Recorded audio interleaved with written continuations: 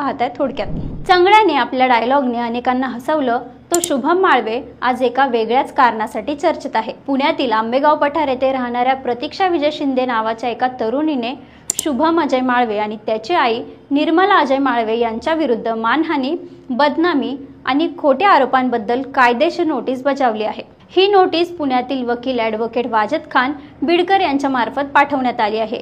Advocate वाजद Khan हे नावही अनेकांना परिचित असेल, कारण त्यांनी यापूर्वी स्वारगेट अत्याचार प्रकरणातील आरोपी दत्ता गाडे याची केस घेतली होती आणि ते सोशल मीडियावरही बरेच सक्रिय आहेत। प्रतीक्षा शिंदे यांचा नेमका आरोप काय आहे? त्यांच्या वकिलांनी पाठवलेल्या नोटीसनुसार शुभम माळवे आणि त्याच्या आईने मे 2025 मध्ये म्हणजे याच महिन्यात इंस्टाग्रामवर प्रतीक्षा शिंदे आणि त्यांच्या पतीविरुद्ध एक खोटा, बदनामीकारक आणि अत्यंत अपमानजनक व्हिडिओ अपलोड केला।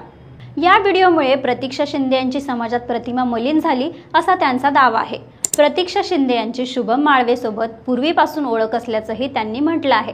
त्या व्हायरल व्हिडिओमध्ये नेमकं कोणते आरोप करण्यात आले होते? नोटीसनुसार त्या व्हिडिओत प्रतीक्षा शिंदे यांच्यावर इंस्टाग्राम आयडीचा गैरफायदा घेणं, मारहाण करणं, दगा देणं आणि धोका दिल्याचं